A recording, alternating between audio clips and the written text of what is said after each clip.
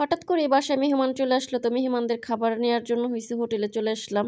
Hello everyone, আসসালামু আলাইকুম। I hope আপনারা সবাই অনেক ভালো আছেন। আলহামদুলিল্লাহ অনেক ভালো আছি। আপনাদের জন্য নিয়ে আসলাম নতুন একটা ব্লগ। আই হোপ আমার ব্লগটা আপনাদের ভালো লাগবে। আর আমার ব্লগটা যদি আপনাদের ভালো লাগে অবশ্যই একটা লাইক, কমেন্ট, শেয়ার, আমার চ্যানেলটাকে একটু সাবস্ক্রাইব করে দিবেন।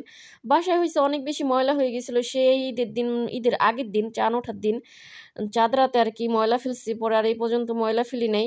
তো বাসা হয়েছে তারপরে বেশি একটা রান্না করা লাগে না, এই জন্য আর ময়লাও হয় নাই। তো আজকে ভাবলাম যে ময়লাটা ফালাই দিই, কারণ আগামীকাল হয়েছে ম্যাডামের স্কুল খোলা আছে। তো তখন আর বাসার থেকে বেশি একটা বেরোতে পারবো না, যেহেতু ম্যাডাম এখন বাসায় আছে।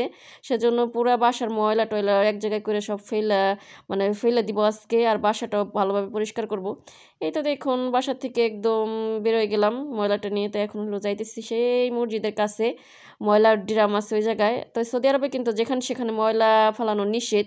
তো অনেকেই ফালায়, আবার আমি ফালাই না। অনেকেই ফালায় বলতে অনেকে যার যার বাসার সামনে রাইখা দেয়, কিন্তু মানে যারা নাকি ময়লা নেয় তাদের অনেক বেশি কষ্ট হয়। এজন্য হয়েছে আমি সবসময় আমাদের বাসার ময়লাটা আমি ঠিক জায়গা মতো সেই ফালাই।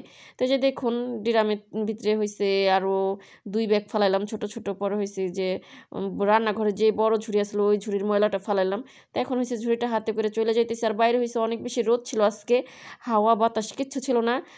গরমের একটা আবহাওয়া, মানে গরম পড়ে গেছে প্রায়। মানে এখনও অতটা মারাত্মক গরম পড়ে নাই, তবে গরমে পড়ে গেছে আর কি, সূচনা হয়ে গেছে গরমের।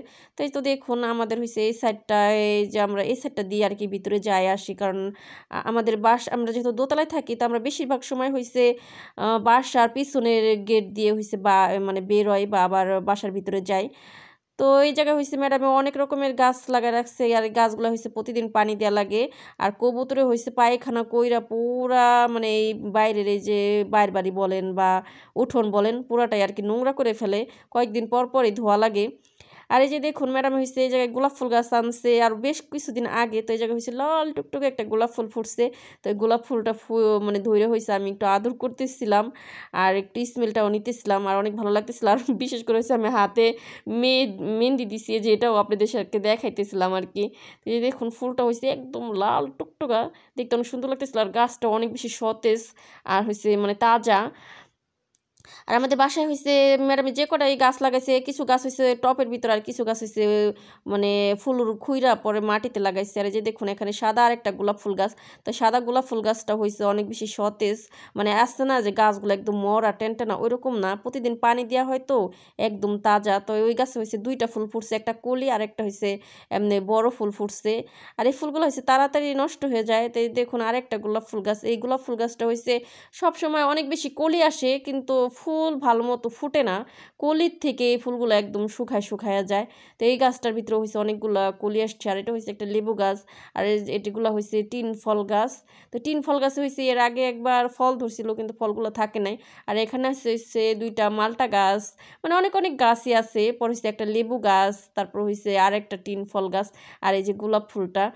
তো বাসায় হয়েছে হঠাৎ করে মেহমান চলে আসছে, আমি হয়েছে বাসায় কাজ করতেছিলাম। হঠাৎ করে দেখি কি যে বাসায় একদম গুমগুমায় কয়েকজন মহিলা মানুষ ঢুকে পড়ছে। তা আমি আর জানি না যে বাসায় আজকে মেহমান আসবে, ম্যাডাম আমাকে বলে নাই। তো সবসময় হয়েছে মেহমান আসলে ম্যাডাম আমাকে বলে, কিন্তু আজকে কেন জানি বলে নাই। ভাবছি আমি হয়তো বা একটু যদি রাগারাগি করি, চিল্লাচিল্লি করি যে বাসায় এত কাজ, তার ভিতরে মেহমান। তো ম্যাডামের হয়েছে একটা বান্ধবী আসছে, তো উনি হয়েছে কেক বানিয়ে নিয়ে আসছে। আমি আবার বাসায় সমোসা ভাজছিলাম। তারপরে হয়েছে যে দেখুন কেকটা মাশাআল্লাহ অনেক মানে মজা হয়েছিল।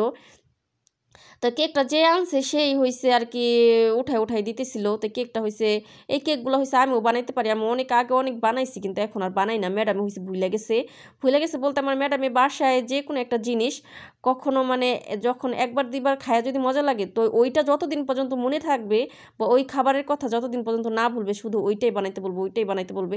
তো আমি হয়েছে একটা সময় অনেক বানাইতাম, তো এখন হয়েছে ম্যাডামে বানাইতে বলেও না, আমি আর আলসি করে আর কখনো বানাইও না। তো কেকগুলোর ভিতরে হয়েছে যে শুকনা নারকেল আছে, তো ওই নারকেলগুলো দিছে খাইতে অনেক বেশি মজা লাগে। তো যে কেকটা আনছে সেই কেকগুলো আর কি একটা ফ্রিজে করে উঠাই দিতেছিল, আর আমি তো সব কিছু আগায় জোগাই দিতেছিলাম। আর হচ্ছে আরেকজনে আসছে হয়েছে লেবার নিয়ে।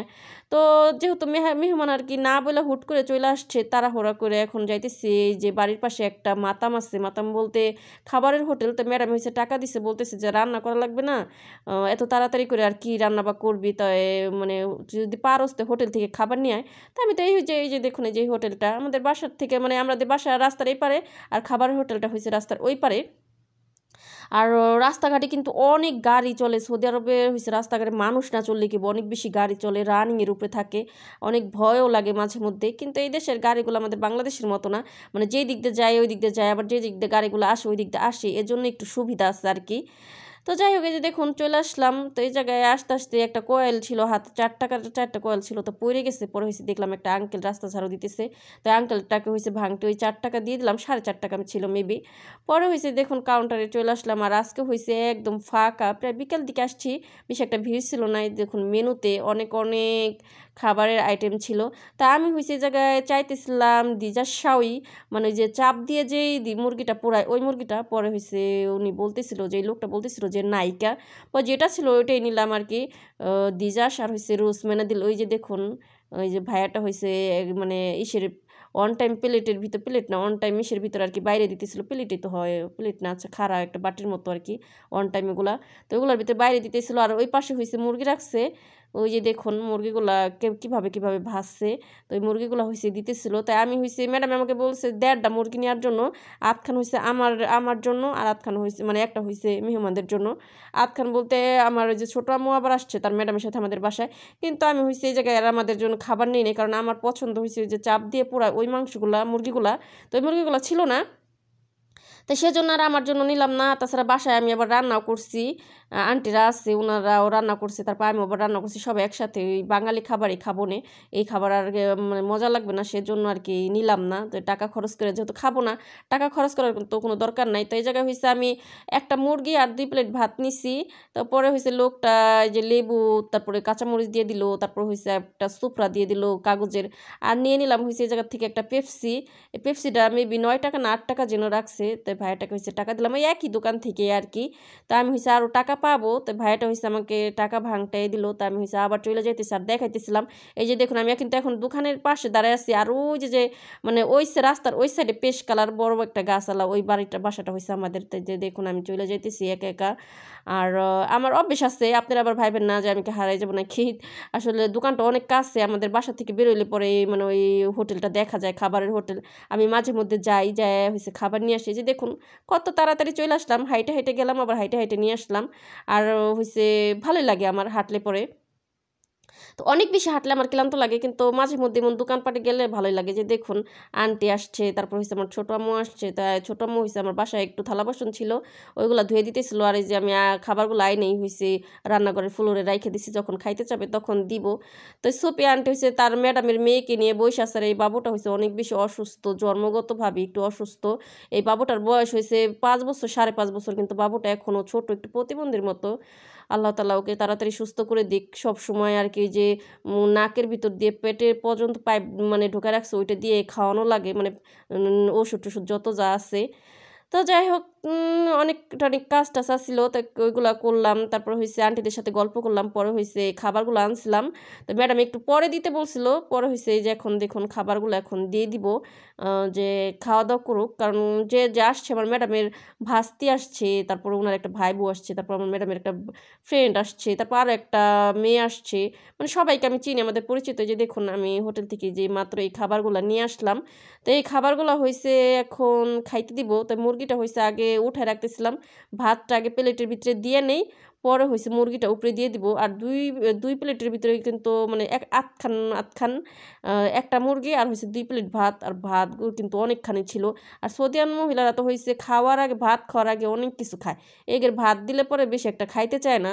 তারপর ওইখানে দেখেন খাবে আর কতখানি থাকে, পুরাটা তো খাইতেই পারবে না কখনো, কিন্তু শো আপ করার জন্য আর কি দেয়া লাগে, মানে সবগুলা অল্প দিলে তো আর মানে কেমন দেখা যায় না। আর এই দেশের মানুষ তো সবাই একসাথে খায়, মানে আলাদা প্লেটে প্লেটে উঠায় ভাত দিয়ে খাবার দেওয়া লাগে না।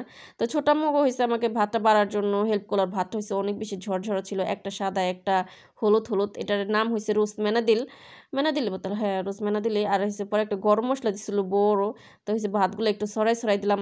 আর আন্টিকে বললাম, আন্টি না ছোটাম্মুকে বললাম আধখান মুরগি এরকমভাবে দেন, আর আধখান মুরগি হয়েছে ওই মানে এই পাশে আর ওই পাশে এরকমভাবে করে দেন। তো যে দেখুন খাবারটা দিলাম, তো এখনও হয়েছে আরও অনেক কিছু দেওয়ার বাকি আছে। আমি সমোসা ভাজছি, তারপর হয়েছে নিচতলার পেয়ারা আন্টি হয়েছে শোরবা রান্না করছে, সব খাবারই দিব। তারপরে সালাদ বানাই নেই, কিন্তু যে পাতা ছিল ওই সালাতের পাতা ওইগুলো ধুয়ে দিছি। তারপর যে এখন দিব লেবু, কাঁচামরিচ আর হয়েছে যেহেতু হোটেলের খাবার, তো একটু এগুলা দিয়ে মানে ঝাল টাল তরকারি রান্না করি না, এগুলা দিয়ে খাইতে অনেক ভালো লাগবে, এই জন্য আর কি এগুলা দিলাম। তো এই যে দেখুন শসা, পেঁয়াজ, কাঁচামরিচ আর হচ্ছে লেবু, এগুলো হচ্ছে ভাতের উপর দিয়ে পাশ দিয়ে দিয়ে দিলাম। আর এখন হয়েছে যেই রুমে খাওয়া দাওয়া করবে ওই রুমে দিয়ে আসবো, নিয়ে খাওয়া দাওয়া করুক, খাওয়া দাওয়ার পরে হয়েছে আবার আমিও খাওয়া দাওয়া করবো। পরে হয়েছে থালা বাসন যা আছে গুছাই গুছাই ধুয়ে টুয়ে পরে হয়েছে সবাই যদি চইলা যায় তাহলে মানে রুম টুম পরিষ্কার করে রাইখে দিই, মনে পরে একটু রেস্ট নিতে পারবো আর কি। তো এই যে দেখুন লেবান দিছি, তারপর জেডির পাতা দিছি মানে সালাতের পাতা, পরে হয়েছে এই যে পেপসি আনছিলাম পেপসি, তারপর হচ্ছে জমজম কাপের পানি ছিল ওইগুলা দিছি জগ ভরা, আর হচ্ছে সামোচা দিছি, আর কয়েক রকমের ওই যে হোটেল থেকে যে মরিচেরি দিছিল ওগুলা দিছি। পরে হয়েছে আন্টি এখনো সুরবা দিয়ে যায় নাই, দিয়ে গেলে পরে আর কি এখানে দিব খাওয়ার জন্য।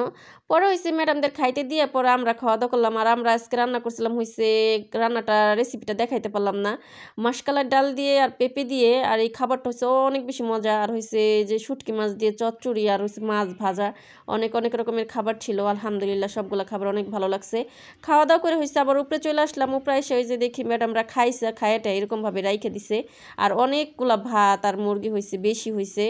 তো যে আন্টি সুরবা দিছিল ওই সুরবাও বেশি হয়েছে, ভালো মতো খাই নাই, লেবান এক একটার ভিতরে আছে এক একটার ভিতরে নাই এরকম। তো এইগুলো এখন সব কিছু গুছাই গাছাই নিব, গুছাই গাছাই নিয়ে হয়েছে আজ যে রুমে মেহমান এসে বসছিল ওই রুমও মানে কেক খাইছে, এটা সেটা খাইছে, বাদাম টাদাম খাইছে, ওই প্লেট প্লেট সব যা যা আছে একটু গুছাই টাছাই নিয়ে পরে হয়েছে রুমটা পরিষ্কার করে রাখবো, কারণ আগামীকাল থেকে ম্যাডামের ছুটি শেষ, স্কুল খোলা।